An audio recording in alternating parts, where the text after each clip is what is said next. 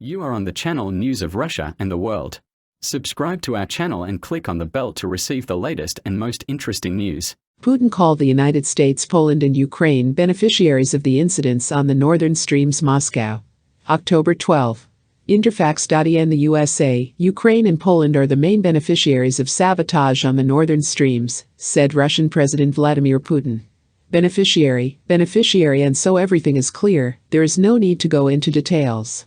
After all, the geopolitical importance of the remaining gas systems is increasing. They pass through Poland, Yamal-Europe through Ukraine, two streams. Everything is being built by Russia at its own expense, as well as by the United States, of course, which can now supply energy resources at high prices, Putin said, speaking at the Energy Forum, Russian Energy Week in Moscow.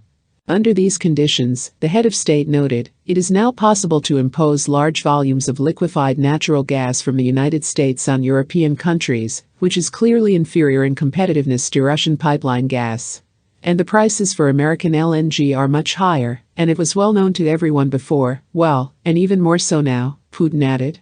On September 30, 2022, Putin called the explosions on the Nord Stream a sabotage of the Anglo-Saxons. According to him, in addition to price indicators, there are additional risks. They are that all this is unstable, and any supplies can go to other regions of the world. And, by the way, we saw this, and quite recently, when American tankers transporting LNG to Europe turned around halfway and changed destinations, because LNG sellers were offered a higher price elsewhere.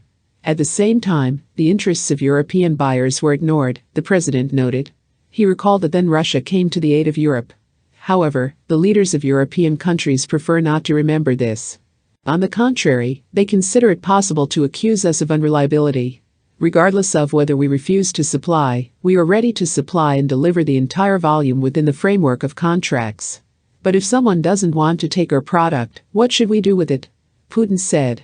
The president of the Russian Federation also called the emergency situation on the northern streams an act of international terrorism and a dangerous precedent.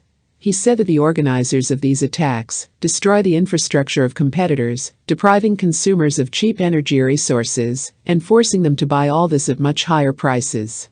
It is obvious that this is someone who seeks to finally sever ties between Russia and the European Union, to destroy the political subjectivity of Europe, the president said.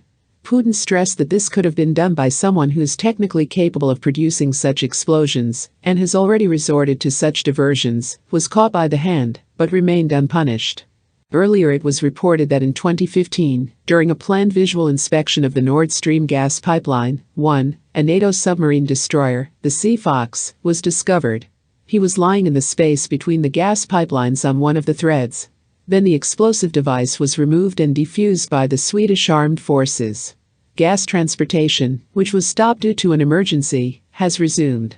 NATO announced that the underwater fuse was lost during the exercise. This is a NATO exercise. When a military explosive device turns out to be exactly under our gas pipeline, Sergei Kapryanov, a Gazprom representative, said earlier. Depressurization of two threads of the first Nord Stream and one of the Nord Stream 2 near the Danish island of Bornholm occurred on September 26. The first Nord Stream, with a capacity of 55 billion cubic meters of gas per year, is currently stopped due to the depletion of gas pumping stations between repairs, as well as due to failures of compressor equipment that cannot be eliminated due to sanctions. The Nord Stream 2 gas pipeline of similar capacity has been built and is ready for operation, but it has not started working due to bureaucratic delays and sanctions restrictions.